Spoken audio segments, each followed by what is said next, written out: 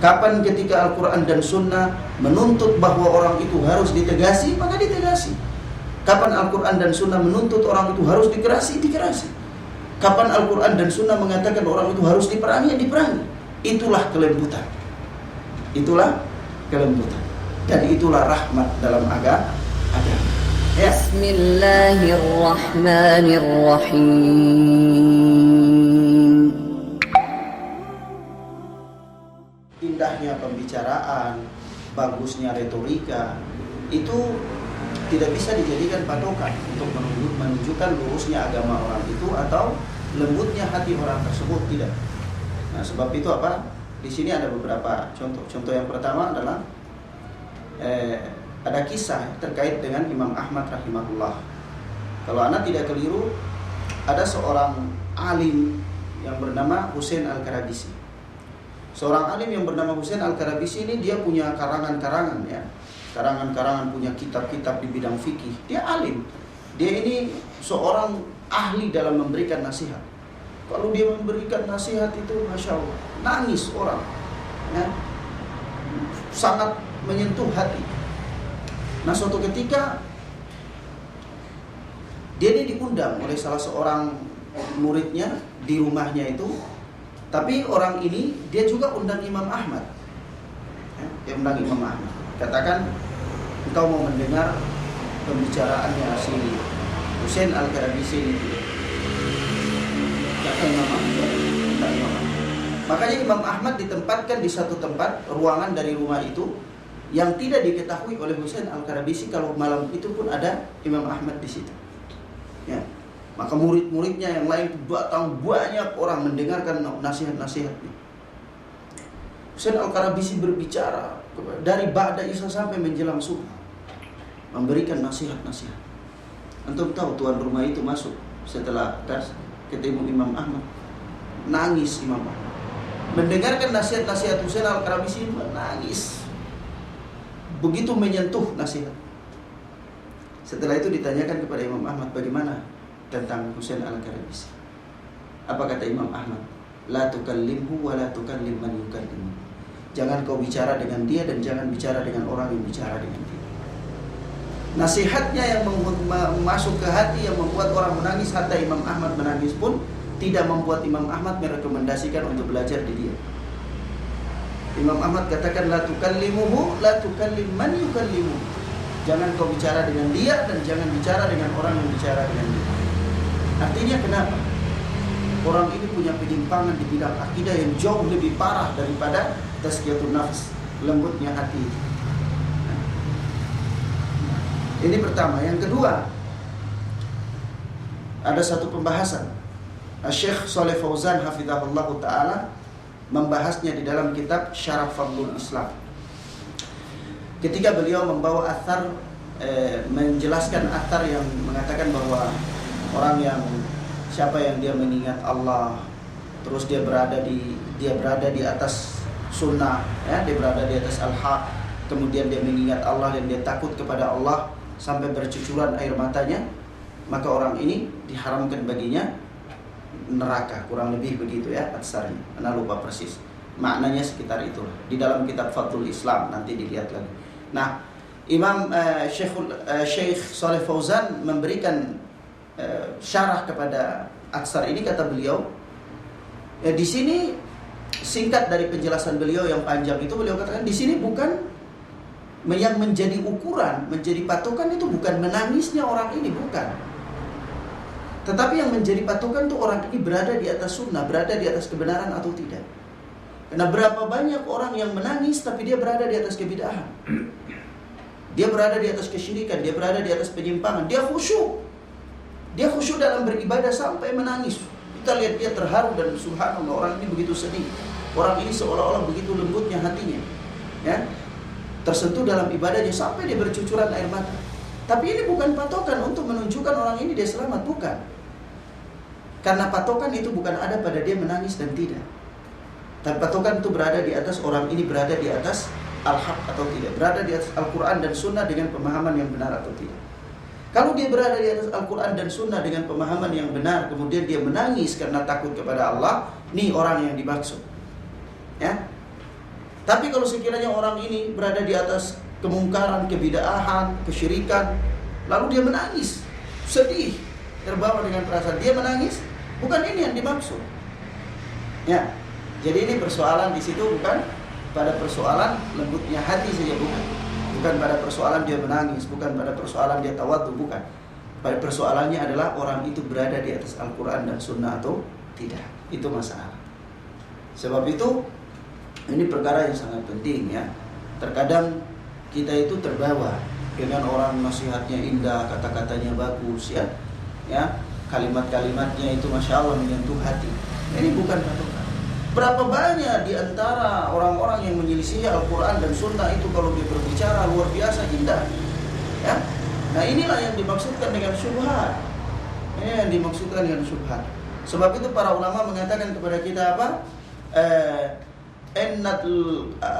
Annal quluba dha'ifah wal syubhah khattafah.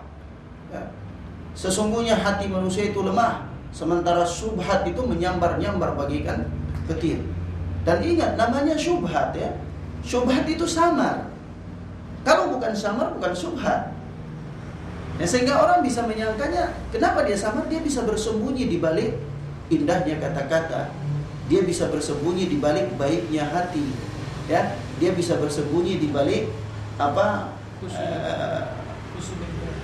Khusyuk beribadah. Dan kita lihat ahlul bidah kalau beribadah, Masya Allah, khusyuk. Karena memang apa? Allah Azza wa Jalla memberikan hukuman. Itu bagian dari hukuman, yaitu apa? Nuwallihi ma tawalla. Kami biarkan dia merasa apa? Sesat, palingkan dia, dan dia merasa nikmat di dalam kesesatannya itu. Nah, jadi tolak ukurnya itu bukan itu. Tolak ukurnya itu adalah seseorang itu berada di atas Al-Quran dan Sunnah dengan pemahaman yang benar. Ya, menempatkan sesuatu pada tempatnya. Kalau kita mengatakan hati yang paling lembut, akhlak yang paling baik, siapa yang akhlak yang paling baik? Melebihi Rasulullah. Bahkan ayat mengatakan innaka la'ala khuluqin adzim. Sesungguhnya engkau adalah orang yang akhlaknya paling baik. Ya, akhlaknya paling mulia. Aisyah radhiyallahu taala anha mengatakan Rasulullah itu khuluquhu khuluqul Quran. Akhlaknya itu adalah akhlak Al-Quran. Tapi apa yang antum lihat? Rasulullah pun mengatakan orang pembangkang syaitan. Ya. Orang kalau ada orang lewat di depan antum cegah salat ya. Kalau dia paksa cegah lagi. Kalau dia paksa lagi, cegah dengan sekeras-kerasnya, fa innahu syaitan. Rasulullah menamakan dia dengan nama syaitan. Artinya kalau kembali ke perasaan, tidak etika sekali. Masa manusia ini dinamakan dengan syaitan?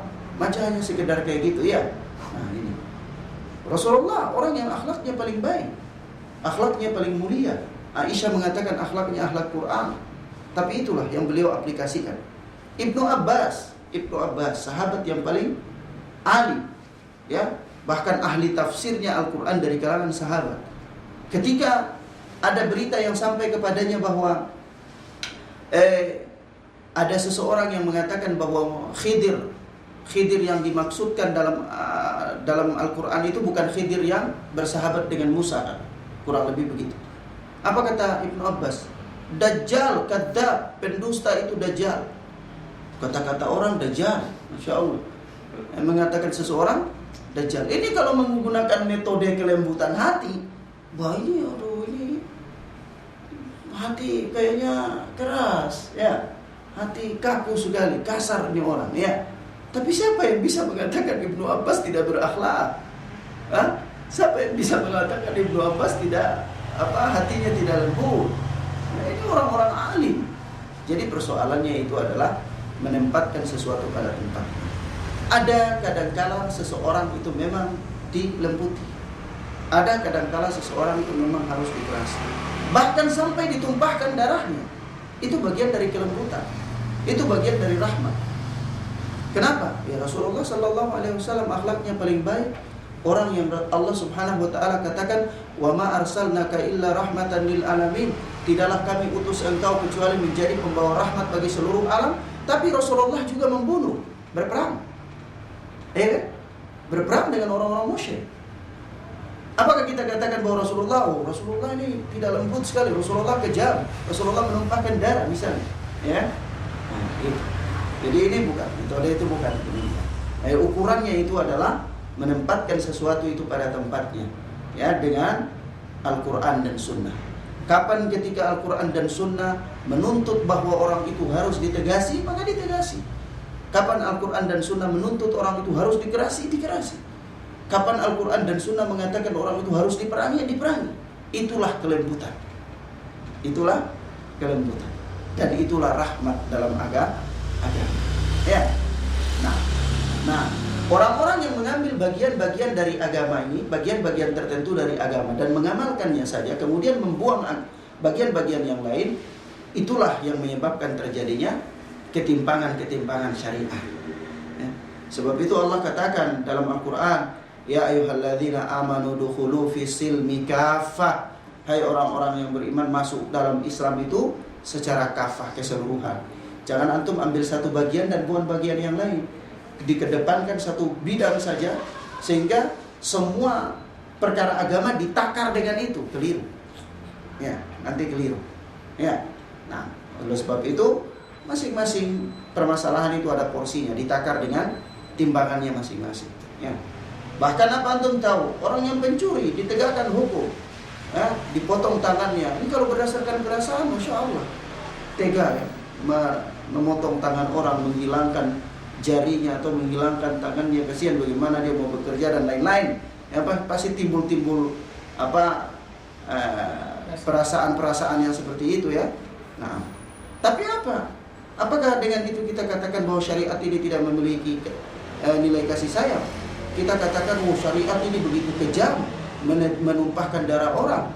Tidak, kita tidak katakan itu. Dan kita berlindung kepada Allah dari mengatakan kalimat-kalimat seperti itu, karena ini bisa membawa kita kepada kekufuran. Ya?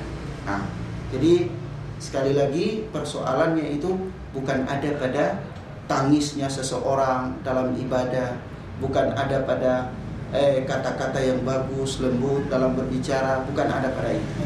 Tolak ukur dalam mengukur kebenaran ini adalah Al-Quran dan Sunnah dengan